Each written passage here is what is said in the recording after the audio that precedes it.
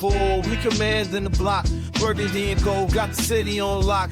Hustling plays, ain't no need to pretend. DC reppin' strong and we fight to the end. Commanders moving, no breaks, no pause. Hands in the dirt, respecting the call. KDot and Amit dissect the grind. District divided with a city in mind. Join the damn squad, don't miss a bit. And you gotta spread the word, so shit is shit. KDot. Welcome, everyone, to District Divided, a DC sports podcast. More specifically, a Washington Commanders podcast. I am Amit. That is KDot. This episode is... I got a nicotine rush. Oh, my God. Well, that's a perfect segue. This is going to be a very unhinged episode. We got a lot for you guys in this one. We got the All-22 review against the Miami Dolphins.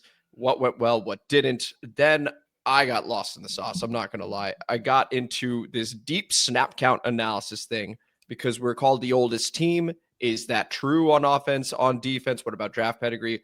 So a little bit of that, just humor me there. Then we got the side piece report. Everybody get your nerd on. Everybody get your nerd on. Everybody. Yeah, I'm just... Side piece report after that. And then our preseason predictions, we revisit those. And we got the comment mailbag as we always do. Before we begin the episode, if you could please like the video, subscribe to the channel, hit the notification bell, comment as you always do. And KDot. I had a very controversial thing I was going to say. You put it together. Megyn Kelly, Donald Trump, Epstein papers. Share this shit!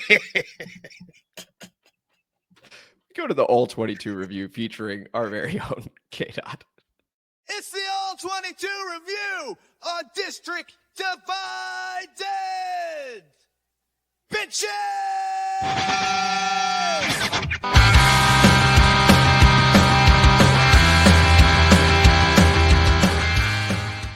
Once again, the Washington Commanders lost on the road in Madrid to the Miami Dolphins, 16-13. And KDot, with a little extra time over here, didn't use 50 screens, didn't use 60, did use the usual 70 screens to let you guys know what went well, what didn't, presumably beginning with the offense, as we always do. Go ahead, KDot. Yeah, we're going to keep this kind of truncated. I don't feel like talking about this fucking game. It's bye week, and I'm taking a break, okay? All right. So, offense, defense. Offense, let's focus on the thing that probably worked the best and the thing that makes me most excited going forward, which is that rushing attack. And then on defense, I think the deep dive is going to be the question I think everybody has when watching the game and then looking at the All-22. Did the switch from Joe Witt to Dan Quinn really mean something? And what did it mean exactly? Okay. All right. Rushing attack. It was good. So, it felt as though it was like a return to form, almost like last year, or at least some portions really early on in this season, as far as like in the limited time we had Austin Eckler, maybe. But a lot of like, we're going jumbo personnel. We're going 11, 12, 13. They're lining up. I mean, once again, there's a part of this that I'm not sure from a Cliff Kingsbury standpoint. Is this what he wants to do? Or is this what he's forced to do because we don't have receivers? I don't know yet. Now, I would say that I hope this is a choice because I actually think there's something here in this, right? So, like, Rodriguez with you as your RB1, that to me is going to be key and crucial going forward. He is your hammer. He's the guy that can beat that defense up over the course of the game. And as I think they heard, I think it was Mariota. So somebody said it on the broadcast. It might have been Mariota, maybe someone else, but they interviewed him and he said that Rodriguez gets better as the game goes on. He's supposed to be one of those guys you give him volume and he gets better. And you can kind of see that, right? The idea is that Bill should not be the hammer as much as he's the knife. He's the scalpel. He's the changeup, right? He's the dude that once the defense gets kind of soft and some of these lanes start opening up, then you start doing it. Or once the play action starts really working and the defense kind of sits back a little bit and gives some space, then you can have Bill kind of fuck some shit up, right? Like that's the thing that looks very good as far as the offense goes. Like the rushing attack feels like an identity. They're running inside, a lot of inside zone, wide zone counters. It's not as cute as they typically do, but what it does is that from that base, those packages, it allows you to do some cute things. It allows you to do the play action, allows you to have Debo lined up in the backfield, allows you to the Debo, the wild card thing, actually, Wildcat actually looked pretty decent. It allows you to do something, but at least we have a base plate in which you can then get things off of, which is what leads to the unpredictability as far as the defense reading us. It feels as though at certain times during the season, we've been entirely too predictable. And this allows us to do a little different. And I still think there's room and opportunity to grow in this, depending on how they utilize some of the guys. I still don't see. Oh, sorry. No, I was just going to ask you. So we're now in our bye week. Yeah. Oftentimes a lot of changes occur during the bye week. You would anticipate that this continues though, because you liked what you saw. I like what I saw. I think that there's just there's enough really good things here that I think that as guys get healthy and they fold it into this being who we are as far as an offensive identity, that we can lean off of to do certain things depending on how the game flow goes.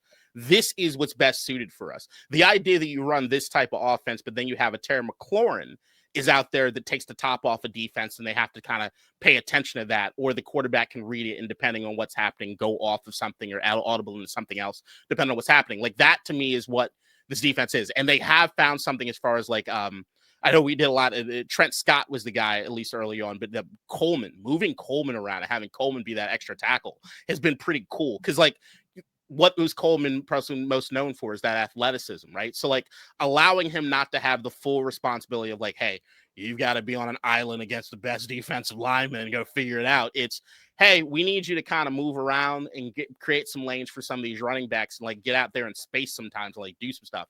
And it screams out. So like that's allowing them to take advantage of what it is he does from an athletic standpoint and allows him to do things that he might not quite be there as far as the processing goes, as far as just staying there on the offensive line. So like there are just a lot of things that you can kind of see. It's like when we talk about what it means to be a commander, I think everybody has that idea. I think defensively, what it means to be a commander offensively, I think has been BJ and Daniels and Terry McLaurin. And now I do think that like they have something, but it's all going to be dependent because what made that offense work is number one, they're winning on first down more as far as when Chris Rodriguez is kind of bullying up the defense. But then number two, Marcus Mariota being efficient with the football. And that's the thing that we need to see Jaden Daniels be when he comes back is get the football out. Do what you got to do, the boom bat, and it allows us to stay ahead of schedule and stay with this rushing attack being what it is, that being special. And what KDot alluded to there, saying when Jaden comes back, just letting you guys know, Dan Graziano had a report that sounds like it is still the plan to bring Jaden back. I know the fan base seems to be pretty split, depending on who you ask for. Some people saying shut him down, others saying if he's healthy, he's good to go. You play him. It does sound like he's going to come back. Please continue. No doubt. So like when I say all these positive things about the offense, I think the question that anybody should ask me is like, well, why did they only score 13 points? And it's like, that's fair. But then you also see what happens as far from a talent discrepancy, and you got a bunch of old guys and people still fucking shit up. So you look at like, why is it they only scored 13? You get Ertz that slips on a guaranteed touchdown. He said so himself post-game. Yep. Right. You get Mariota gets a sack that backs up the kick. You get the 2 missed field goals, and you get the 1st and 10 from the 40 that turns into an almost the drive just ends. You get perfect field position. The drive ends because it's killer, and then you get the 56-yarder. It's like you have just once again, like I said in that last episode, you're living on the edge. You're right there on the razor's edge. You do not have the talent because of how banged up you are. Shit, even if you did have guys not banged up, you might not have the talent for it. You're right there on the line. You can't survive mistakes like other teams can survive mistakes. So this is what we're kind of into, is like the moment that they screw up anything on offense, the moment that there's an inopportune penalty, the moment somebody drops something or falls is the moment you're turning a potential 6 or 7 points into 3 or no points. And that's enough to turn the entire course of the game. Yeah, that's fair. I have no other questions on offense. That sounds right. Like just the minor mistakes that can kill a drive. Like we've seen, Matt Gay was cut, and now it's Jake Moody who has the opportunity to be the kicker over here. Any other thoughts here on offense, KDot? Still don't feel confident any fucking kicker until I see them just draining shit. Agreed. Let's talk about the defense then. All right, defensively. So we all know it looked different. And that's a given. So like there are certain things that looked different in the sense of the speed that they were playing with, the aggression they were playing with, how sure they were being as far as the tackles. Now you're saying, okay, what causes that? Is that just Dan Quinn and his mentality compared to Joe Witt? I think I froze. I don't know. Am I delayed? I have no idea. All right. So the idea with Quinn is like I couldn't tell you what Quinn does compared to Witt does that gets them to play at a higher energy level. What I can say is that Quinn did put some guys in certain positions that allowed them to do things a little better than maybe Witt did. Let's break that down. So what did Quinn actually change? So from a coverage standpoint, a lot less man, a lot more zone. cover 2, cover 3, quarters, things like that. Things that we've talked about going back as far as being more maybe necessarily forgiving as far as the defense, and sort of like, hey, let's stick to something and see if they can do it. And if we get beat, we get beat. There was a lot more Dan Quinn being like, hey, this is the lane that we're going to kind of be in. This is the base defense that we're going to stay in. And he kind of stayed there. It's like, to stay in that base defense allows, like, you have the 3 linebackers on the field, you have your defensive line kind of shored up, and you get to kind of have the same rotation over and over again. And what that allowed to do with the linebackers there on the field is everybody had kind of different responsibilities than they typically have.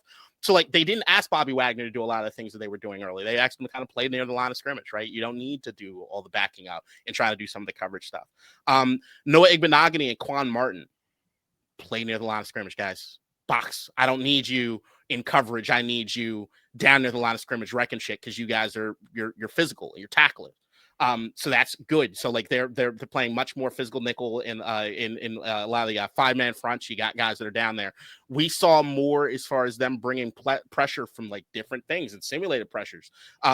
It wasn't just, hey, Bobby or Luvu, you're the 2 guys that do this. It's Quan might be coming, Noah might be coming.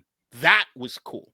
And you see some of these guys where it's like, I think the difference with Quinn compared to Witt is that he'll give these guys an opportunity to kind of turn their brain off and do the one thing and do the one thing really good, that I think breeds the confidence in some other things. So, like, if you get a Quan Martin or a Noah Igbenogany that gets burnt in coverage, it's very different than them making a good tackle. And when they make a good tackle, the confidence level they have going into the next play, very different than what it was before. So it sounds like he's found a way to keep them engaged, right? Like, by turning their brain off for a moment, they're allowed to make a play. Let's say they come off, the corner for a blitz and they end up making a play. Now there's a little more excitement, a little more juice, and that can contribute to the next play or the next few plays. No doubt. So, like, that's the thing, is like, you can see Quinn has a better feel for the players than I think Witt does, maybe. Or at least he was willing to try some things that maybe he didn't allow Witt to do, or maybe Witt was scared to do. Because, like, I mean, you talk about, like, you want to bring defensive backs for a blitz, like, you're hoping the coverage is there, but the pressure was so good that you kind of knocked Tua a little off of where he needs to be. Now, if you look at the stats and everything as far as Tua and the Miami Dolphins, they still did what they needed to do. But if you look at what our defense has been the last few weeks compared to this week, night and fucking day, right? So, like, these are things that you can absolutely build off of. It's just whether or not, like always, can they sustain it from week to week? And now you got a week and a bye week. Can you really sustain it after a bye? So, like, that's going to be something that's, like, really, really interesting. But Reeves, Savage, Owens, like, everybody lined up and allowing them to kind of be aggressive, play near the line of scrimmage. And on the defensive line, you had guys like Kinlaw had himself a day. He was all over the damn thing. It was his most complete game. He was just disruptive. He was a mess. You see, the offense had to kind of worry about where he was on the field and kind of fold things over to where he is to give him more attention. Eddie Goldman, also a dude that I've mentioned here and there over the course of the season. They also did a damn good job. They had Luvu play more of a real linebacker than just defensive end this time, and that actually felt as though it worked, because the combination of having, when you got that base, when you got Luvu, Wagner, and McGee on the field, there's something there. It's just, what are you asking them to do? If you're asking these guys to kind of rotate off of and play man, a little different than when you're asking them to play zone and kind of watch for the run. So, like, there's that aspect of it. There's still some things that are fucked up. Also communication better. You could see guys talk to each other and there wasn't as many screw ups as you typically see. Once, I don't know what that is from a difference between Quinn and Witt. No idea. It feels as though it shouldn't be the case that these guys are communicating better, but they did. And maybe playing in the zone, they knew their responsibilities a little better. They just played cleaner, period. No, that's nice to hear. Continue. Yeah. So the things that still are concerning, there is some things as far as tackling and the angles, at least in the secondary, that are still cause for bits of concern. Like, if you get running backs to some of the, especially wide receivers, like run seams or anything like up in the second level, you still get some guys that are not necessarily taking the best angles. Once again, when you look at our defense, you see a lot of guys that are best suited playing near the line of scrimmage, not necessarily playing in coverage. And that's something that they're going to have to address this offseason. So like when I'm watching the defense right now, I'm seeing some building blocks on things that they've needed, but I'm also putting together a shopping list for Adam Peters. So like there's that. You can also see it in this game. Running towards the perimeter for us is a problem. So like as much as Jacob Martin screams off the tape sometimes, Von Miller actually had a couple moments in this for the game. It was like, okay, that's very good. Nice. Preston Smith. Okay. The angle of like if they're truly just pass rushing, you get something, especially if they're ahead of the sticks and like there's 3rd and long and there's an obvious passing situation. You get the guys that kind of set that edge and they do what they need to do. And Tua wasn't necessarily a huge threat to run outside. He's just not that guy. It might have looked different if they did have a more scrambly quarterback.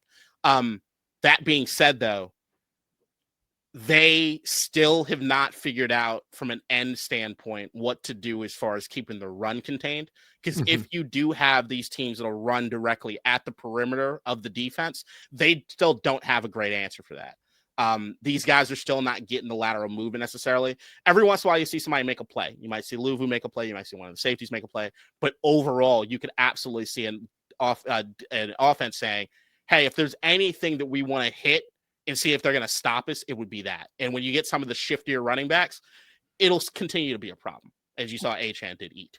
Oh, yeah. I mean, and we saw Jahmyr Gibbs the prior week do his thing also. Like, it's, yeah, definitely an Achilles heel of the defense, the perimeter. We did do a better job in the offseason, and this is where I want to shoot Adam Peters a little bit of bail, of run stuffing in the interior, which I know was a big portion of what we wanted to do, right? Kinlaw, Goldman, for example, these guys, space eaters that allow the linebackers to make plays. They themselves made plays. I'm still thinking about that very first week against the New York Giants, for example.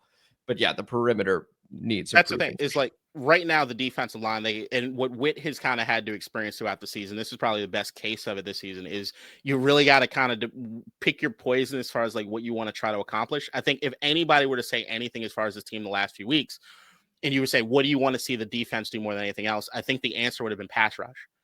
What the personnel you want to generate a pass rush is going to be a little different than what you want to do to eat up the middle as far as the running backs. So like what those packages of all those players look like. We do have some guys that are like good at both, but a lot of those guys are hurt or they didn't play. So like right now you're just in a situation where it's like, you want the base defense to be there to stop the run. And then from there, what you can do is simulate some pressures, bring some stuff as far as the safeties to generate pressure in a way in which they hadn't before. And I think that those are the pieces that are sustainable going forward. But I can promise you, the entire time you're looking at the defense, no matter how much you're looking at how much more energy they're playing with, this, that, and the other, the thing that will scream out more than any other thing is this defense is completely incapable of being a top 10 defense without more talent. Yeah, that's totally fair. So with the games to come, right? Once again, bye week, that can lead to changes. What are you looking to see in the final stretch of games here? I'm hoping more of what I saw in this game. Now, once again, I'm not as high on Miami as some other people might have been high on Miami going into this game. But you just want to see this level of enthusiasm on the defense, and you want to see some of these concepts. I want to see Luvu, Wagner, and McGee on the field at the same time. I want to see these defensive linemen continue to make strides in what it is they're doing. I want to see more complete games from some of these defensive ends, not only in the pass rush, but also in the rushing attack. And I need the secondary to show that they have something.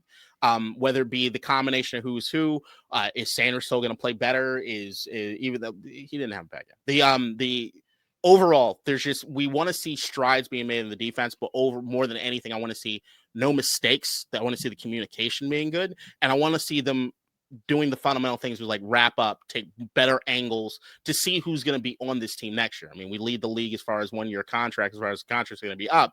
Who deserves to be here? Who doesn't deserve to be here? Who has talent or can play within the confines of defense? Who can't? I think that's going to be the thing that kind of going forward throughout the rest of the season. All right. Any final thoughts here before we switch over to snap counts? Nope. All right. And that was the All-22 review featuring our very own KDot.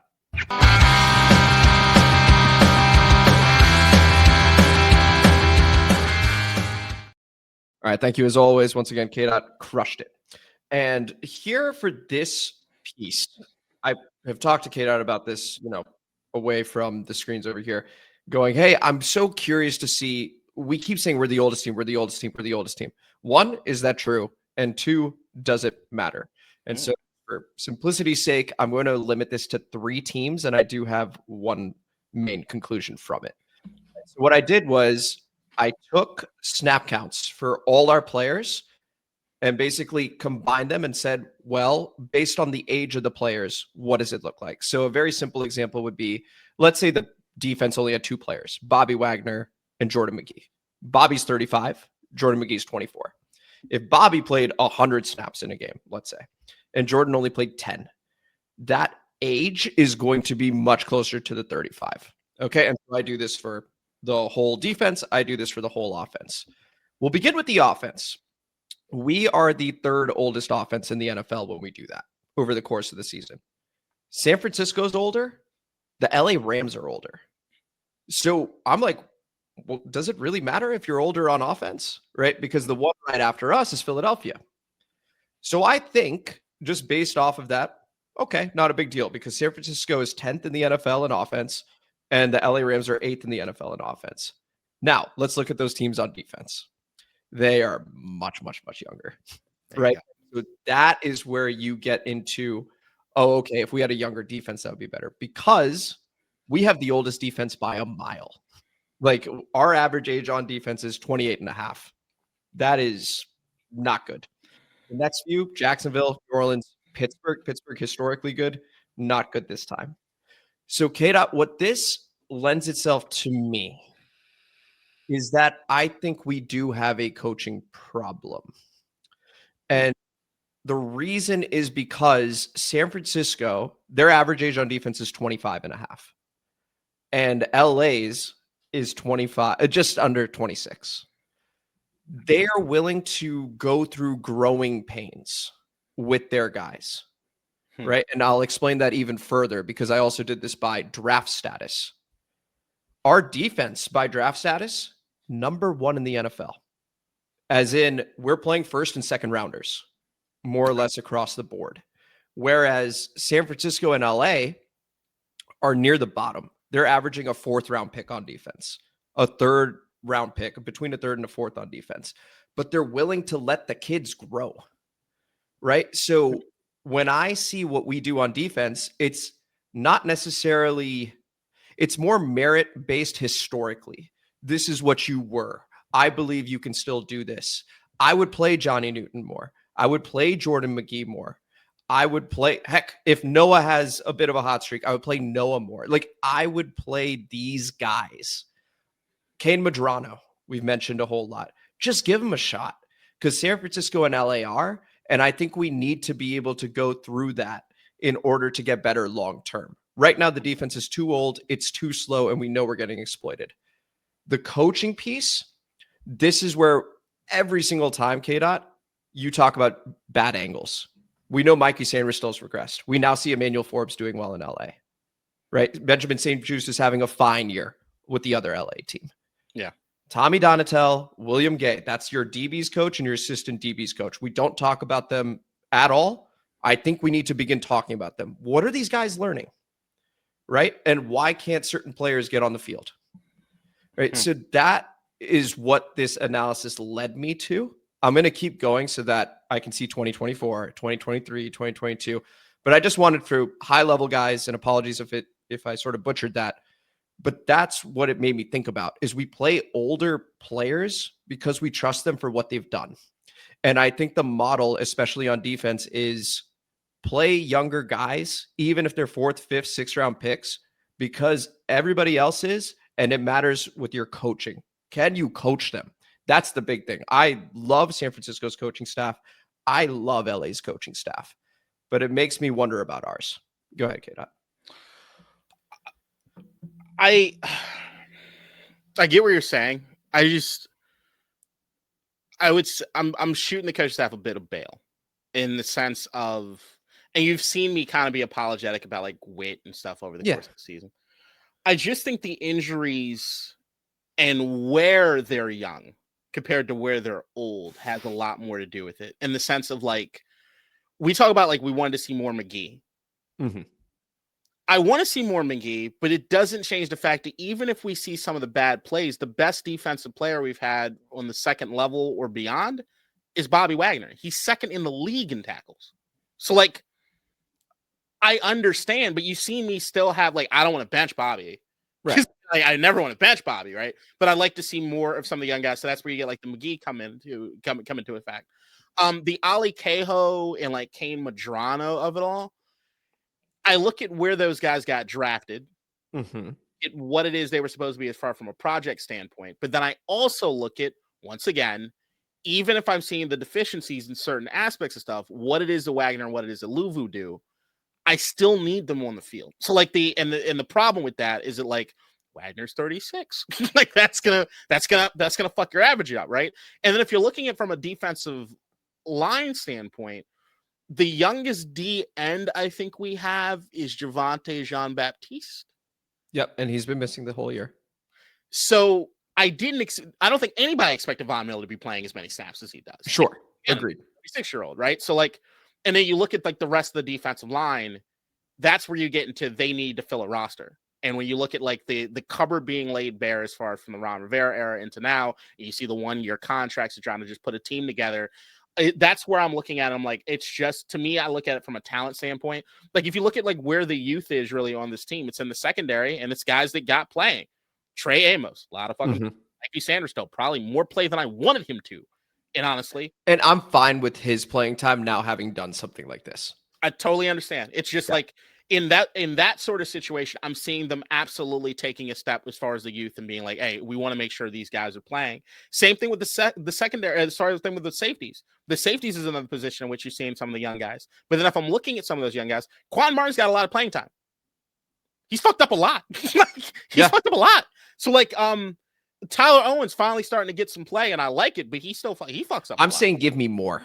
I get it. I'm just saying that, like, when you're in this situation, this standpoint, I think right now within the season, when you're looking at, like, all right, maybe you're getting to the point where you're mathematically eliminated. Maybe you're getting to the point where you say, then I start understanding, all right, we need to get these snaps up as far as some of these young guys go. But if I'm being completely honest, like, if it's just, hey, I want to put the best roster out there to win the game, they've been doing that as far as what they have. If you want to complain about Adam Peters and the direction he went in as far as filling the roster, like, maybe you do want to try a lot more younger, unheralded guys. Sure. Maybe you do that.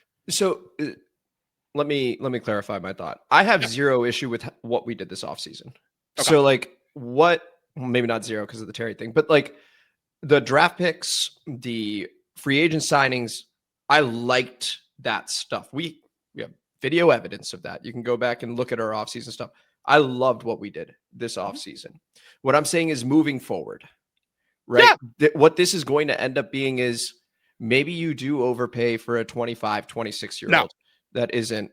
I think you might. No. Depending on what you're looking for. No. So this is, because then you look at a team like Denver. You can even look at teams like Houston. And there is a little bit of that. You're picking your spots. I trust Adam to pick his spots because whenever he's given a 3-year deal, it's been good as far as I'm concerned. Yeah. Right? Dorrance, I like Kinlaw so far through that. Frankie, right? 100%. So I think it's on him to be able to trust his gut a little bit and take a swing, right? At age 25. That's what I'm not doing that. So, like, that's the part of me that I've been actually pretty excited about. Like, every time that they do end up paying somebody a lot of money, and it ends up being like a mini controversy here, right? So, like, if you look at, like, the Kinlaw signing was the one that I think everybody was like, what the fuck are you guys doing? I love it now, even though I'm looking at the defense and defensive ranking. I'm like, what the fuck did you do with that? Honestly, like, who gives a shit? But at the end of the day, I like that piece going forward, but I also look at his age going forward. I'm like, that was the right move to take. What I don't want to see, and I've seen entirely too much over the course of history with this franchise, is, hey, let's go get this dude because he had a good season, or he had a season a couple 3 years ago, but he's 26, he's not 30, so let's do that. I just think that and this is where, if you want to blame Adam Peters from an overall standpoint, and once again, the only thing I'm really blaming him for as far as the Marshawn Lattimore thing, and I understand the thought process, it didn't work out, so you get blamed for it. And that cost us something as far from a draft capital standpoint. So, like, everything else from a draft capital standpoint, I'm like, I get why you did what you did. It's to protect the quarterback that you got, maybe a little ahead of schedule. Debo Samuel as being probably the most important skills position player on the team. And you got Laremy Tunsil, who's been the most slam dunk as far as the offensive linemen go. All makes sense. this is a rebuild. They talk about it being a recalibration, and it takes years of developing some of these young guys and drafting a lot of the youth movement. Right now, the youth movement that they have is like the guys that they drafted early that are young are playing, but they're also the situation. Johnny isn't, but that goes back to what I'm saying as far as the that defensive line fielding the best. Yeah. So like if I got Johnny Newton out there compared to like a Goldman and a Kinlaw, the rush defense is vastly different. Period. Right. If it's a obvious passing situation, I want Newton in there. Unless it's a situation where the quarterback might be somebody who's a little scrambly, and then I got to worry about Newton being in the right position in that particular situation. If I just want somebody to go out there and just play and game wreck, I think Newton's that piece. But they also can't die a death of 1,000 blows because of what we saw last season when it comes to the rushing attack. So like when I'm looking at the defensive line, still my favorite as far as the defensive line, anytime I see Kinlaw, Goldman, and Payne out there, those are my three favorite guys. And then if you look at outside of that, it's Jacob Martin now and Dorrance Armstrong. Like those are the guys that I think have been the absolute most consistent. Do I think any of them? I don't think any of them have necessarily even the ceiling of a Newton. But I also see like, all right, you're doing that good defensively. I don't necessarily want you to get away from that. I like to consider that you guys are good at that. And then if we get ahead of the sticks, let Newton start eating more. Or if I let Newton out there, can he show me a little more in the rushing defense to get more playing time? And I think that's where they're at the balance. I just think it's going to take more years to get more youthful guys. At 3-8, right? And knowing the season's over. I'm not saying that. I think at a certain point you have to be able to understand and balance the two things. I get it. I'm just I'm not from mentality. Like I'm all about winning the game. Tanking, to be clear. I'm not talking about tanking. Remember, I'm not talking about tanking. Like you've heard me say on the All-22 time and time again, I'd like them to get youthful. I'd like them to play young guys. This is how you do it, right? But my problem is anytime that we try or go into some of that, I see the deficiency of the defense explode. And like that's where I'm saying is like some of the mistakes and things, like you need some of the older guys to kind of play. So okay, let's say we're 3-9, right? We play Denver next. Let's say Jaden's not back. They have a good defense. We're 3-9. Now we're definitely out, right? I think at 8-9 is not getting you in, right? So, but is the game leading into that a game in which we stop a team from scoring 20 points? And if you stop a team from scoring 20 points and you're like, all right, well, we want to keep that going the next week. If you did what they did the last few weeks, which is like legendary bad defense, and you're also eliminated, that's when I'm like, you need to throw the kitchen. Which is what we're currently working with, right? I know we played better against Miami. I get that. But I'm also saying like, okay, so if Johnny makes a mistake and you start playing him more, right? If he makes a mistake in week 13 or week 14, like it's annoying. But come week 16, week 17, has he figured it out a little bit in terms of run stuffing, right? Like that's what you're going towards, because now I'm much more curious about week 1 next season. Can we trust Johnny to be able to do something like this, right? Like that's the information you're gathering at that point. Yes, a Deron Payne or Kinlaw or Goldman, let's say. Goldman is better at it. We know that. He will be better at it. But can Johnny improve a little bit over the next 3-4 weeks such that we can start playing him more? Because that's going to be super useful come next season. That's what but I think the proof is in the pudding to a certain degree. I mean, I understand the defensive ranking, and once again, there's some aspects that I blame, but all those guys you just named on the defensive line are all guys I want back, and all guys that are crucial to what I think is the future success of the team. So like, it's one thing is like if it was a defensive end situation where we had some young guys that just didn't get some play, and I had to go watch Preston Smith and Von Miller try to do shit in the end, I'm like, I'm angry, right? Like I'm like, stop, do something else. But like if right now what I'm saying is like the only place that you have a situation in which you can go from a youth standpoint, I see spots in the game, and I actually see that if I'm looking at it, he's not playing as good as the other guys play.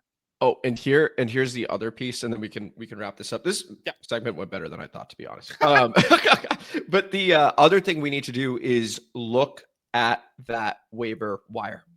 No different than fantasy football, but like the Traylon Burks thing, for example, could end up being quite nice. Yeah. If you see a corner cut, I agree with that. Swing. Like that's, especially if they're 24, 25, that's another avenue to get younger. Yeah, maybe didn't work out at the other place. But Emmanuel Forbes, for example, currently in form, like playing well for the LA Rams, they're tweeting about him constantly. Like maybe you can find a guy that can contribute that's 24, 25, and now you have him, right? Like, and he just needed a fresh start. So that's another area where if you're a Commanders fan, look at the waiver wire. Was the guy drafted in the first, second round? It just isn't working out in his current place. Yeah, there's some talent there. Like we might be seeing that with Traylon Burks. You need to continue that too, especially when you're trading draft picks. So no, I'm with you on that. I think from a waiver wire in-season transaction standpoint, I think because the injuries to wide receiver and who's available, they've been able to be a lot more freewheeling on offense. Mm-hmm. Defensively, it always feels as though anyone that they're going to sign during the season is somebody that somebody on the coach staff has to know personally. in order for that play like a Commander, like they're so worried about the locker room that they're like, we got to be very careful about who it is we select on defense. Where it's like, I was like, CJ Gardner-Johnson, hate that fucker, one of them. Yeah. Like, but I was like, we need someone like that. Right. So like that's, I'm with you 100% as far as that. I do think defense, and that's where it goes to that Adam Peters, Dan Quinn of it all, and also why I still shoot Joe Witt bail. I do not think Joe Witt was in charge of personnel decisions. I do not think that he got to choose who was on the field and who's off the field. And I do think Dan Quinn and Adam Peters, they do have that conversation being on the same page. And I think there's a lot more. Dan Quinn probably has something to say on what defensive players are coming in compared to offensive players. Yeah. By the way, I don't know if you noticed this, but me naming Tommy Donatel and William Gay is shooting Joe Witt bail. Because I'm seeing regression with specific players and techniques. Yeah. I don't know that that's a Joe Witt thing. 100%. Right? So that's actually me shooting him bail and going, I appreciate these guys are regressing. Mm-hmm. And I'm seeing other people that were here last season that you said weren't good enough come week 8, week 9, progressing. Right? So like that is alarming. And that's a player-led thing. That's where I go. Is like I'm seeing when I see the fundamentals and stuff break down, and I get you. The coaches have to teach the fundamentals, and they got to hold them accountable to doing it. It's their job. But dog, I'm telling you, when you watch the All-22 and you see the mistakes that like the entire defense made, like I don't know, like it's one of those situations where I think some coaches would have thrown the defense under the bus in the media. I think like that's what I've seen is like I would have seen. I'm kind of surprised that the locker. Part of me is almost proud of the locker room for not having more guys calling other guys out in the media. Because that to me has felt like what it needed. You remember I said I kind of want an asshole because I'm looking at guys and just like stop playing like assholes. Yeah. No, that's totally fair. I'm trying to look up because and then we'll switch over to the side piece. But one of the things that we had talked, here it is, defense age by week. One of the things that we had talked about is the defense getting younger, right? We were like, Jordan McGee is going to play. Tyler Owens is going to play. And so I'm just pulling it up and seeing, our average age has just gone up over the course of the season. So we started at 28.3. Now it's at 29.1. Like it's just getting older and older. You look at who got hurt and where it is they did it. Like Dorrance Armstrong, if you're looking at the defensive end, the defensive line on the younger side, Javonte Jean-Baptiste on the younger side. Everyone that's on the younger side ends up getting fucking hurt. And then once again, I'd actually say that what I was looking for as far as the changes, I think they work together, but I would say I wasn't necessarily looking for youth. I was looking for speed. So like I just wanted speed. And they're one and the same. I guess correlated. Yeah. They tend to be. Yeah. Tend to be. So like that's where it's angles and speed. And the thing that I'll tell you right now, as much as I do like guys like running around playing, there are few things more frustrating and I know more demoralizing to guys. The only person I ever see like bounce back easily from that was Frankie Louvu last year. When you are the athletic freak and you get in a position and you saw something and you run and you get there and you do it, but it was the wrong angle. Or you're looking at the wrong guy and then you're way out of the play. That to me, when I see it on TV, I'm like, ha, dumbass. But then I can only imagine what they feel. And like that to me is what I was seeing with the youth movement over the course of the season is like the young guys would fuck something up and then look like Marshawn Lattimore. Yeah. Last little note, just a fun fact, and this is intentionally problematic just for kicks. The one time we dipped under 28 as our average age on defense, week 8 against the Chiefs, 7-7 at halftime. I don't know. It's kind of fun. I remember that day. It was nice. Anyway, let's go ahead. How many guys are still here and not in a hospital bed? They're just, Anyway, let's go ahead and look at the side piece report, KDot. And thanks again for entertaining me that segment. Appreciate it. That was dope. Yeah, actually went quite well. Look, it's basically a Patriot segment. This is great. They continue to win games. Now 9-2. Now they're playing. Tell you what, sounds like Joe Burrow's coming back this week. They're playing Cincinnati, but Jamar Chase is suspended because he spit at Jalen Ramsey. Said he didn't, but then you look at the video, he clearly did. The Atlanta Falcons, Penix is now out for the year, and I would like to just formally announce, I'm out. Are you? I'm out. This was a. I can't do it with Kirk Cousins. Like, this was a Penix driven thing. I'm acknowledging, hand up. I was wrong. He's got another ACL surgery now. I'm out. I'm out. I was wrong. You could just draw next if you want to, whatever. I'm out. Then we got the Raiders, who get more respect to you for sticking with them. I know how much you love them. And then we got the Vikings, where a lot of JJ McCarthy chatter, which is what I wanted to ask you about. How are you feeling about him? You feeling? I know it was a rough week, but overall, how are you feeling about him?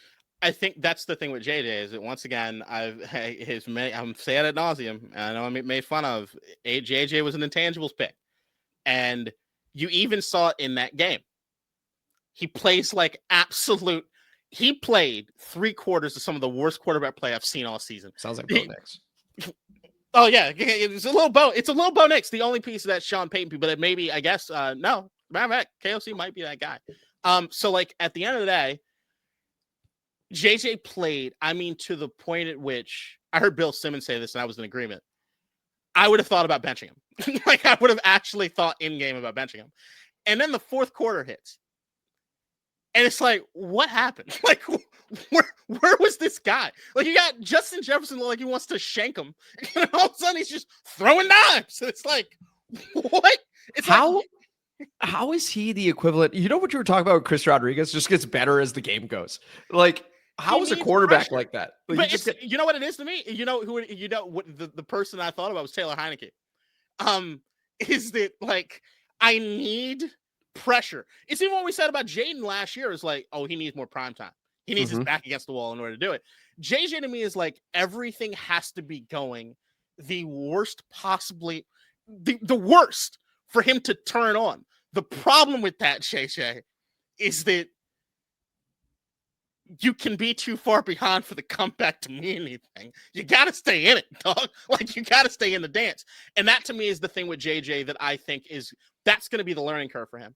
In that game, he's pressing shit he doesn't need to press. And that's my issue, is that JJ, to me, what made him special at Michigan was, I'm going to make the play when I need to make the play. In those other moments, I'm boring and I don't turn the ball over. And if he does those things, they're good. But when he decides out there, he's feeling himself, and I got some Josh Allen. I mean, nigga, you are not Josh Allen. Okay? You got to stop. Does he need to, like, warm up 2 hours before the game? Like, get about 100 throws in, and then come quarter one, he's fresh. It's like it's the fourth. No, I think this is just one of those things that everybody has to go through a growing pain. I think the same way I look at Jaden Daniels and I say, I saw you do something last year. You're not doing it right now. Same way we just talked about the defense. Yep. I saw you do some stuff last year. You're not doing it now. You've got to come to terms with where you are as a quarterback and as a player. Like, Josh Allen right now is having a really interesting part of his season, in the sense of he's still feeling as though he's got to play hero ball. He's getting rattled, and you kind of see he doesn't feel as comfortable as he was, like, in the early parts of the season. And you look at Josh Allen's career, right? Starts off turnover fucking machine. Like, I've got to be the hero in everything. Then, all right, well, I guess I don't have to be that. Maybe I can be a little more calm. And then takes the stride forward. Then I think they don't run James Cook enough. and that be a thing where, like, all right, I think I got to do it again. Last night. You got to stay back. You stay in line. It's the same. Mahomes has had to go through it. All these guys have to go through it at some point. It's even what I always love, the Tom Brady thing. I always look at Tom Brady and the time that he's the most successful outside of Gronk, and I know Gronk's a cheat code, is always the team when he had just guys, not special guys, just guys. I don't know. When he had Randy Moss, it looked kind of nice. Didn't win Super Bowl. That's the litmus. We're not talking about, like, how many touchdowns you do. Like, the litmus for everybody right now is if you win a Super Bowls, right? You think about Tom Brady had a decade where he didn't when they tried to give him stars. No, Tom's better when he's got some guys. Just guys that don't have egos, that are eager to go do some stuff, that can make the plays. That's what happened, right? And I actually heard Al Michaels and who's it? Kirk? Was it Kirk Herbstreit on Thursday? Yeah. So Kirk, I think, even said he compared Allen last night to Brady. Remember, Allen, you look at those wide receivers and everything, Allen got the just guys. Keon Coleman, hopefully special. Nobody's really on the page where he's special. If you can't show up to meetings on time, maybe you're not. But it's like, where are you? So JJ to me is like, last year you learned how to be the consummate teammate. You saw the way the team responds to him. That's learning something. That's progress. He's ahead of the curve on some of these other guys with that, right? Locker room trusts you, believes in you. Now you got to play. Right. Starts off with the crazy comeback, and it's like, holy shit, this kid got something, so we're not going to give up. NFC Offensive Player of the Week. Right off the rip. Now he gets hurt again. Now I got to come back. And now he hears the same thing we hear. And I know he's listening. Man, I gotta win this. Do you see what Sam Darnold's doing out in Seattle? I gotta do this thing. And now you're outside of where you need to be. And that's, to me, is the mental aspect of shit. JJ's trying to do too much. I never, ever said JJ should be the guy that's doing everything. I said JJ's the dude that if you got a team, he'll take you over the top. But that's by not making mistakes and making the plays when you need to make them. Not being the guy that throws for 500 yards and 5 touchdowns. He's not that guy. You had mentioned Josh Allen, right? And early on, turnover machine, right? And then all of a sudden he figures it out. And a big part of that was Stephon Diggs, who's now on the New England Patriots, and Drake May is flourishing. And just wanted to quickly congratulate Stephon Diggs and Cardi B on their new kid. You know, that's great. That's great. I'm dialed into the New England Patriots right now. I mean, I feel great about this pick. They're going to be the Bills lose. Now they're definitely winning the division. They've still got easy games to come.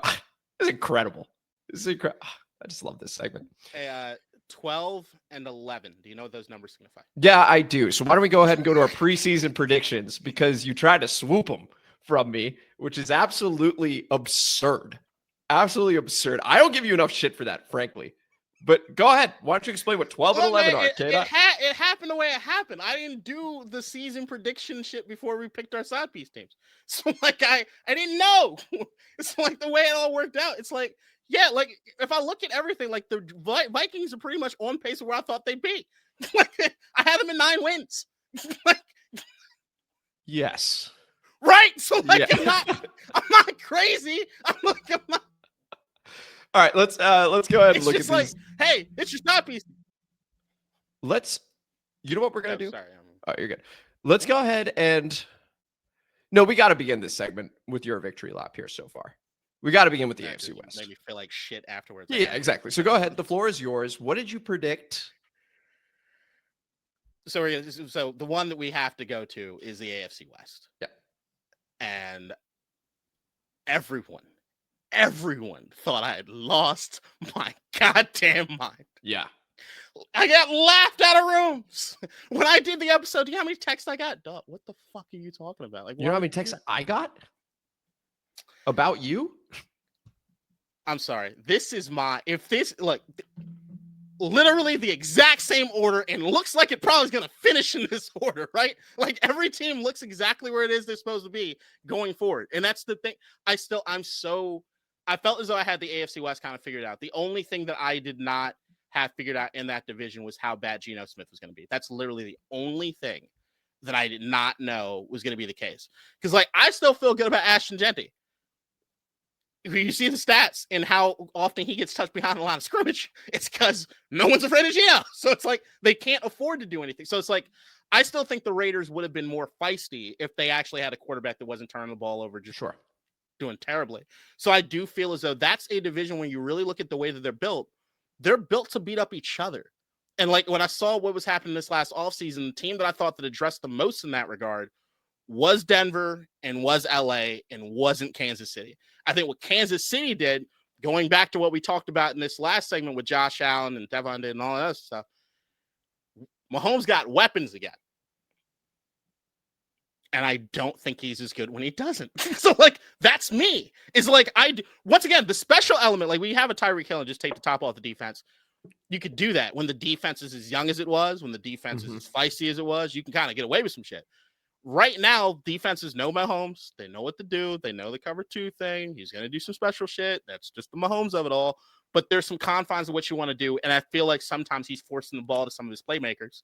And with Kelsey getting older, it's just not the same. To give context, or tangible numbers here, KDot, the seeding for you, looking at the AFC West, he had the Broncos as the 2 seed, okay, which was already shocking. Crazy. Then he announces the 6 seed. I'm like, surely it's the Chiefs. It's the LA Chargers. And then the 7 seed Kansas City Chiefs. So that's what's going on in the AFC West over there.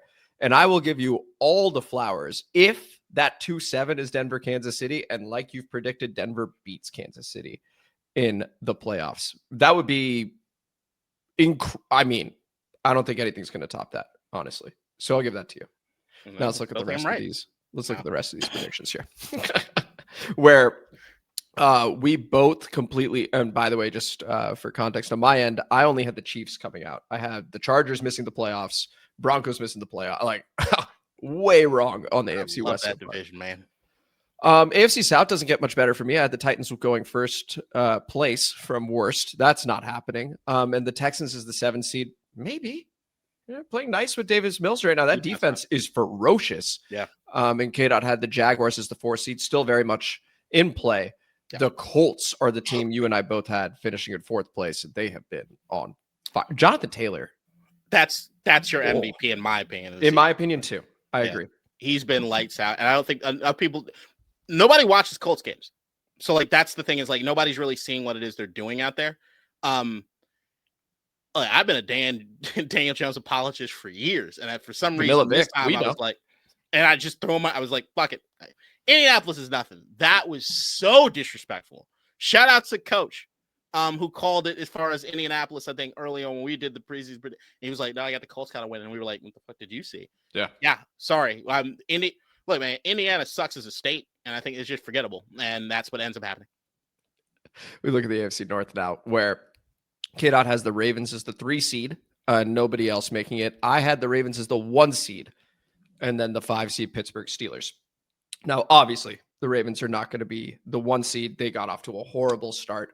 I am feeling good about them as the division winner, which I think you probably are too. Yes. I'm curious about the Steelers if they will squeeze in. Right now they're in, but you got some serious teams behind them. So that's going to be an interesting finish. I think they'll probably miss. I think you'll end up being right about that. I think I'll be right about that. I just think I think the season for the Pittsburgh Steelers is the defense still going to maintain being serious, because I think sometimes they're not. Mm-hmm. And I do think it's a war attrition with Aaron Rodgers over the course of the season. Yep. Looking at the AFC East, you had the 1 seed Buffalo Bills and the 5 seed New England Patriots. I have the 2 seed Buffalo Bills, the 6 seed New England Patriots. Both those teams Patriots for sure going to be a playoff team, going to be the 1 seed. We just talked about it. We just did the segment. It's called Side Piece Report, but really it's Patriots are awesome. Amit was right. And I still had 12 wins. Which is so 11? Annoying. Which is so annoying. You were like at 12 wins, the New England Patriots, I was like, what the fuck, dude? I like the team. I know. I know. It's a totally different segment. These are predictions. 6-minute monologue of me explaining why you do. But that's my thing, was like, side piece to me meant who you're rooting for. Not necessarily if you actually legitimately think that's the case. Don't you dare twist this. No, this was hold on. Side piece team. Once again, hold on. Let me go back to this thing. Y'all see the woman in the middle? Do you know who that is? Go ahead. Maybe if you guys could take a screenshot and like Google reverse image search who that is. Side piece is not about who you think the best is. She ain't the fucking best. It's about who you want to root for or need in the moment. Maybe in a bind, right? Commander's not doing too well, so you want to root for something else. Maybe you need a little side action. That's what I thought the side piece meant, man. I'm rooting for these dudes. And JJ, I was for it. You're not picking up a nobody. You're not picking up a nobody. You did with the Raiders, excuse me, but like you don't have to. You can predict them to do well also. Well, now I'm actively hating the Raiders because of how much they fucked this up. But once again, I still shoot the Raiders the ultimate bell because no one thought Geno would be this bad. No one thought Geno would be. No, you didn't. You thought the team sucked. I didn't think that. I think the thing that's holding the Raiders back more than any other thing is the thing that I had the most faith in. That's the problem. It's like I love Brock Bowers. Who doesn't love Brock Bowers? Good player. Max Crosby's a dude. And he wrecks games on defense. Good player. They have the most asinine quarterback play in the league right now. And that that's offensive line's a disaster too. And the offensive line's it's not good. Like I think that's a big piece. But I also think they're able to just cue. Like to me, Gino just does some stuff that doesn't make sense, and it's like, I mean, I get it, you get rattled, but that's why I thought you're a vet. Like you're supposed not. Looking at the NFC, we now go to the NFC. How about we do that? Yeah, let's go ahead and look at that. So we got the Rams as your 4 seed and the 49ers as your 6 seed. Seattle nowhere to be found. You and I both had the Seattle Seahawks in 4th place. Yeah. I think I'm just not good at this. I had the Rams and 49ers and Seahawks all missing. Look like they're all going to make it. And I had the Cardinals as the 3 seed. No comment there. KDot, your reaction. NFC West, my second favorite division. Just everything on the West. This guy's got figured out. Why do you think I'm trying to move to Seattle? Dog? Like West Coast speaks to me. I do not like the idea of waking up at 10 a.m. to watch football. I just think it's not cool. Look, man, the only thing that I actually look at, and somebody called me out about this the other day. I'm surprised how I did not have the Rams even higher in my regard, because I usually do. And I think this was just it's kind of like you don't want to pick Jokic to win MVP 10 seasons in a row. So you did. But, yeah, I think that's what it was for the Rams. But I think I'm like super high on the Rams. The Seahawks is the Indianapolis. Once again, it's Indianapolis. Who knows what the fuck happens there, right? But at the end of the day, Seattle is the one that I am so upset with myself about, because it's how much I loved Mike McDonald. And like how much I listened to the segment. Just because I wanted to fill out what would happen from the prediction standpoint. Yeah. Me and you were both so hardcore rooting for Sam Darnold. Yeah. Like we really, really were rooting for Sam Darnold, and yet we just had no faith. Like just no faith. And I can't believe how much everybody knows how high I was on Mike McDonald. Like how much I wanted that dude. Why would I have done it? Why would I have ever thought he's going to be 4th place in that division? Yeah, the Cardinals exist. And who I believed in. And the Seahawks, like that defense in particular is so fun to watch. That's his bread and butter, man. That's his bread and butter, and he knows how to coach it. Looking at the NFC South, you have the Bucks as your 2 seed. I've got them as the 7, and I had the Falcons winning, but I'm now out, and so are they. Terrible. KDot over here. Panthers, Saints, we were both more or less correct on this. The Panthers are right there, though. They're having a pretty nice season. What is your take right now? How are you feeling about the Bucks? I still feel good about the Bucks, although I don't know what the hell has happened with that Bucky Irving situation. I know he's on my fantasy team. I'm concerned. Yeah, he's in our league. He's in my. I think in our league he's on. Yeah. The Bucky Irving thing, and like hearing Mike Florio and some of the other stuff. That was like weird. I don't know what's happening. Yeah. I still feel good about the Bucks overall. I like their playoff pedigree. I like Baker and his mentality. I like the bones they have. They just have to be healthier. And I did think over the course of the season they were going to get healthier. But I love the way that I kind of marked out this division. I still think the Saints are ass. The Falcons just didn't think they were going to get there this year. I still think they're like a year or 2 away. And the Panthers, like, as long as they got Dave Tepper, I'm never going to. This is where I'm beginning to feel a little bit better is the NFC North, where the Packers are my 1 seed. They're not going to be the 1 seed. Mm-hmm. The Lions are my 6 seed. I'm feeling good about the Lions. Sure. Over here, you have the Packers as the 3 seed, so also winning the division, with the Vikings as the 7 seed. We've talked a bit about the Vikings already, obviously. How are you feeling about this division, though? Did I have the Vikings at 8 wins or 9 wins? I don't have the win totals written down. But I think I wrote down on here 8 and 9. Holy shit! And they get in? No, they're are they? No, they got to be 9 and 8. Yeah, they're your 7 seeds. So yeah, they're 9 and 8. Okay, so I probably. Well, no, there's still some things. I got them with 6 wins. Like I was wrong in this division. I did think that like what we saw in the playoffs last year from this division, in the sense they were all like out immediately, was probably going to be a repeat. The things I was probably the most wrong on is you hear me on the predictions episode say I've been early on. I've been trying to a mea culpa for Ben Johnson, because everything I've seen in the offseason, I'm giving him credit. I do like what it is I've heard. I like the way he's dealing with Caleb. I do think that is right. So they are ahead of where I thought they'd be, honestly, God. Didn't trust you, Ben Johnson. You've been proving me wrong. Long term, still, but we'll see. The Lions, sorry, Jared Goff. My bad. I thought you losing Ben Johnson was going to be a big thing for you. While I still don't think you're quite the same guy. I do think Gibbs is just taking another step, and they're trusting him a bit more. The defense, they're healthy, and that's the thing. Is like I should not doubt Dan Campbell and just their tenacity. Yeah, going through. That means a lot. We talk about the culture, right? Yeah. A lot in this area. Dan Campbell is the culture. He lost his coordinators. So far, relative to expectations, no problem. They're doing their thing. They look good. And then concluding with the NFC East, KDot, you have the Eagles as your 1 seed. That looks like that's going to happen. Commanders is your 5 seed. I had that sort of flipped where I had the Commanders as the 2 seed with just 11 wins as a 2 seed. And then the 5 seed Philadelphia Eagles, we would have won on a tiebreaker. How are you feeling here? I mean, order is going to be wrong. But I still feel pretty good. I mean, it was that was the thing with the Cowboys. Like I think I'm on record saying that I thought the George Pickens signing was like great, like legitimately great. And I was like, it's going to blow up. It does not blow up. I love Javonte Williams actually better than I anticipated him being, honestly, but I still think that there's some room there. And then, but the defense, it's really bad. And that's the thing is like the variance for the Cowboys is they can beat any team in the league depending on what that day is, but like they're also out of a defense that can give up anything to any team in the league at any given point in time. So it's just, and then the Giants actually, we both had them as kind of feisty. I think you had them ahead of the Cowboys. I did not. I did. Yeah.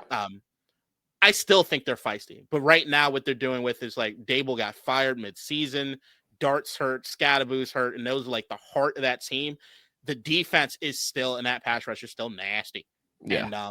And that's going to be something. So like I look at the NFC East and I'm looking all around outside the Eagles, which still locker room shit with AJ Brown, even though that was my offensive player of the year. Yeah, let's look at those real quick. MVP, I had Lamar Jackson, not happening. You had Josh Allen. Possibility. He needs to get going though. Yeah. And then defensive player of the year, Will Anderson for me, Micah Parsons for you. Offensive vibes, I think I'm not too far off, but I'd give it to I give it to Myles Garrett. Myles Garrett's he's having an unreal season again. Then offensive player of the year, I had Jahmyr Gibbs. You have AJ Brown, right? So I'd say I'd closer on that, but Jameer's not getting. It's going to be Jonathan Taylor. And then offensive rookie of the year, I have Cam Ward. That's not happening. You've got Ashton Genty. That also not happening. Defensive rookie of the year, Abdul Carter for both of us. It was like universal. Everybody had him.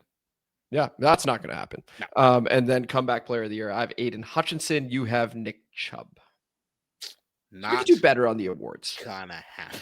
We could do better on the awards together. I'd say of all of the awards, I think I'm closest. Josh Allen MVP, I think, is the closest single pick of anything. I agree. Yeah, there we go. I win. Oh, you definitely do. So far.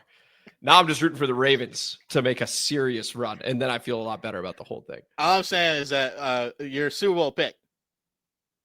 Well, like you said, season's not over, right? So my Super Bowl picks right there. It's right there. Do you trust? Which team do you trust more out of your two, Tampa, Buffalo, to make it? Oh, Buffalo. Really? I say Buffalo. Like I understand as far as like looking at like even the seeding or who's going to make the playoffs. My problem with Tampa Bay is the injury stuff. It is not picked up the way that I need it to. There's still more bang. The Bucky Irving thing has been I can't stress to you how important the Bucky Irving piece was to me in them making the Super Bowl. So like the idea of him not, even though I love what Sean Tucker and Rashad White have been doing instead. I look at the AFC, and if you look at the teams I have in the AFC, you talk about the Denver Broncos, who I love. Mm-hmm. Bo Nix in the playoffs, sell. Right? Like, give me at least 1 or 2 seasons of Bo Nix trying to get some shit figured out in the playoffs before I think he's going to throw 10 interceptions. Kansas City don't look like Kansas City right now. Like it's. I just think Buffalo has pedigree. Wow. And they've got a lot of guys, and I'm looking in the AFC, and I'm like, as much as some of these teams are like, what's up? I'm not afraid of them if I gotta have like a must-win game. As much as I love Indianapolis and what it is they're doing, I will never pick a Daniel Jones-led team against Josh Allen in a playoff game. That's so interesting to me, though. So, like, I get the rationale. Mm-hmm. The way I view Tampa is they're doing all this without these guys, and they are coming back. I don't know about that. So I'm quite certain that these guys are going to come back. And so I view this as, oh, your Tampa pick is I think it's a good pick. maybe as good as the AFC West in terms of like them going to the Super Bowl. I'm feeling pretty good about that because they have the experience from last season, right? Well, I know they lost to us, but like the prior season also, they are perennially in there. Yeah. And the NFC, at the risk of looking down, like I still don't quite know what to do with Philly. They're just so weird. Like they'll end up as the 1 seed, but they are just so weird. And I just can't necessarily trust it. I mean, I don't know. Philly's Philly. Like the defense better than I thought. I thought they were actually going to take a step back defensively. Youngest defense in the NFL, by the way, on that snap count thing. They got guys like we talk about like the young dudes that are actually like dudes like Quinn. Yeah, but if Tampa gets their players back, I think Tampa wins. I think that's where you start getting the playoff seeding and who's playing at home. And like this is where the NFC to me is where you actually have like to me the NFC and pretty much right now. I look at the home field advantage as something actual in these playoffs. Oh, it's like, real. It's really real, right? Like you look at some of the destinations, like NFC wise, to have people have to come down to Florida. I think everybody wants to come down to Florida, honestly. Like that's not an advantage for Tampa Bay, right? I don't think that's an advantage. Having Tampa Bay have to go to Green Bay and play in January, and I'm concerned about that, especially if Green Bay gets their head out of their asses and realizes that Josh Jacobs is the only thing that makes them go. Like that's something. If I look at Philadelphia, no one wants to play in Philadelphia come playoff time. That crowd is insane. And that defense being able to tee off when you can't call audible, you can't do whatever. Like that's a problem. So like to me, it becomes a seeding thing. And I just look at the other teams that say they have a bigger advantage than Tampa Bay does. I don't look at Tampa Bay as a true home field advantage when it comes to playoffs. I think everybody would rather play in Florida come January. Yeah. Like that to me is that, and like the AFC, same thing. Like you look at some of these destinations, like no one wants to play in Mile High, wintertime playoffs. No one wants to play in Kansas City wintertime. Like Buffalo, no, fuck no. Right, and no one will play in Buffalo. Good for them. But the but this week is going to be very telling. You get Bucks Rams. Because Rams are the other team that look. Yeah, that's why I'm looking at like, and that's the other thing is like, if I have to pick in the playoffs right now between Tampa Bay and LA, gonna head LA. Fair. And we're coming up against a hard stop, so we're going to do the comment mailbag featuring an intro from our very own Nikki. Comment mailbag time, motherfuckers. District divided, ain't got time for no suckers. Spread the word, get in line. OGs and new G's, it's your time. And spread the gospel, cause this shit is divine. Yeah. All right, thank you as always for that intro, Nikki, beginning with Cavers 3023, shout out. Mathematically, it ain't, is the comment in reference to us being mathematically eliminated. I'd said that sort of quickly in passing and then wait a minute, I'm not actually sure that's true. We're technically not eliminated, but we're already at the point where we need to win out and things need to happen in the meanwhile over the course of these weeks. KDot, your reaction? Just let's play hard. Yeah, I agree. Let's play hard. Here's Ridge, where your helmet at? Shout out. Y'all gonna miss Matt Gay very soon. To which Jamal Bibi Charbonneau replies, for sure. We may not finish 3-14 now. We needed him to do so. KDot, your reaction? I hate that I just learned about Gayway and it's gone. I know that is unfortunate timing. Martin Collins goes, we need Jeremiah Love in the draft, running back out of Notre Dame. It would be a first-round pick. KDot, your reaction? No. I completely agree. I would not draft Jeremiah Love in the first round. I would look either edge or wide receiver. I would look at one of those two. The most talented player. It's not available. Best player available. Well, then it could be Jeremiah Love. Right. Well, okay. It's not. Well, yeah, maybe. Yeah, maybe. Honestly, maybe. Martin Collins also goes, we need to tank, lose every game now for a better draft pick. Don't play Jaden or Terry anymore. Martin is in full tank mode. KDot? No. Once again, agreed. Jamal Bibi Charbonneau goes, I appreciate you guys reading and commenting on my posts, even though half of my comments are off the wall. LOL. Jamal, I honestly do very much enjoy reading your comments in reaction to other people in the replies. Thoroughly appreciate it. Also, by the way, helps the algorithm out. So we greatly appreciate that, Jamal. Here's Vindo. OG. Good afternoon, gentlemen. This year was dreadful. but we still have a guy, and I'm hopeful our younger guys prove themselves in the next few weeks. Can we get one primetime game without getting embarrassed? Keep doing your thing. Hashtag HTTC. We do have a primetime game coming up. The NFL did not flex out our game against the Denver Broncos, so that will be Sunday night. I do think that they're holding out hope that Jaden plays, but also the other possible matchups that week just weren't looking very good. Your reaction, KDot? That was a game I had circled all year. Wearing the throwbacks. I don't feel good.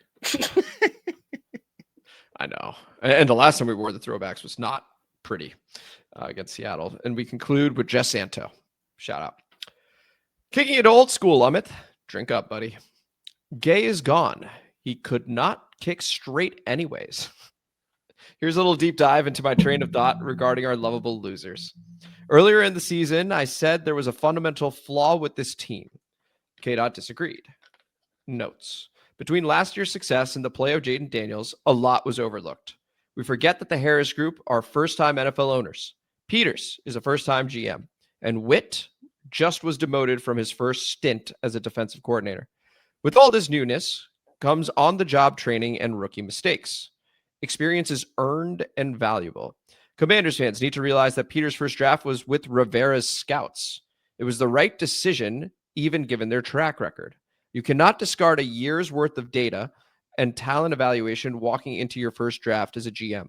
He was also stuck with a roster completely depleted with talent from the previous regime. Fans need to give him a chance. Last year was foundational work. Establishing an identity, begin roster building, figuring out the team's strengths and weaknesses.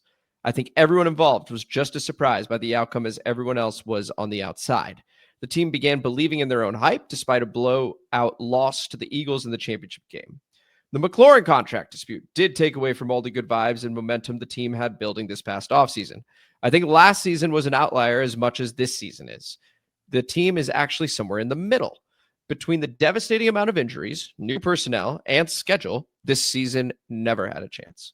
Daniels and Kingsbury are preparation and repetition-driven individuals.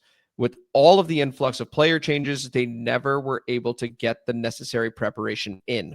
As far as the defense, Witt was in over his head as much as he thought he was ready for the job. He lacked enough experience in scheming and play calling. I do not mean hope we do not win another game this season. It would kill team morale. I just don't think we will win more than 1 or 2 games. The major flaw of this team is lack of experience. It feels like they started developing a culture, and the minute all the success hit, they all got sidetracked and completely caught up into the hype. They stopped focusing on the details, standards, and mindset that got them there, abandoning an identity in its infancy, chasing success with an underdeveloped roster. Share this shit. Get out your reaction. Okay. Some of the stuff I usually am on point with Jess, and I think I am for the most part. I don't know why Jess tried to other me in the sense that I didn't think there was a fundamental flaw. Because if there was anybody, my co-host here had him in the Super Bowl, so I'm just gonna say it wasn't necessarily off page. But I'll play this. Matt Gay and Duran. The season isn't over, but there's something fundamentally wrong with this team that Daniels was masking. Share this shit. KDot, your reaction. And I think the fundamental flaw is that it's not as talented as we want them to be. Yeah. And that was the comment mailbag. This was District. Yeah. I didn't think they were that talented. Thank you, asshole. Just you othering me for, dog. And the experience piece goes back to, I'd actually want to hear your take as far as when you did the snap count thing. Yeah, experience not the problem. That's actually, we're the most experienced team in the fucking league. That's the problem. Right? Too much experience. So, Jet, I was with you until that. I was like, huh? Because even the Joe Witt stuff, as much as I want to defend Joe Witt more than maybe that comment feels like I don't necessarily disagree. We saw some things change as far as this game. You can absolutely see that Dan Quinn has better experience, some more say or more pull with the defense that Joe Witt had. So, yeah, I would say that there's something there. There was a difference. So you have to attribute it to something. But yeah, I'm like Jess's comment just sounds like everything I was saying in the preseason. I've wondered sometimes if you are Jess. No. It might be my AI. Oh, Harper. So anyway, that was the comment mailbag. This was the show. This was District Divided, a DC sports podcast, more specifically a Washington Commanders podcast. Thank you guys so much for listening to the bye week episode where we had the All-22 review featuring our very own KDot, had the snap count analysis. Thank you guys for entertaining that conversation with us. The side piece report, looking over our preseason predictions where KDot has frankly whooped my ass so far. And then the comment mailbag, as we always do. Before we begin concluding this episode, if you could please like the video, hey, not bad, huh? Subscribe to the channel, hit the notification bell, comment as you always do, and KDot. I don't think we'll see people until after the holiday coming up on Thursday. So I hope everybody has a very safe and fun holiday. Thank God the Commanders will not be on TV to make us all cry. That's true. And then share this shit. Share this shit. A very happy Thanksgiving to everybody. Enjoy the holiday, and we will see you guys after that, where we do have a preview episode against the Denver Broncos Friday, 2 p.m. As always is the plan. It's also the holiday. We'll see. But keep that notification bell on, and you'll just know. So until then, take it easy. JD Vance, Epstein Files, A-Train, Amit, Whoa. Megan. In DC, we're just hoping that you listen.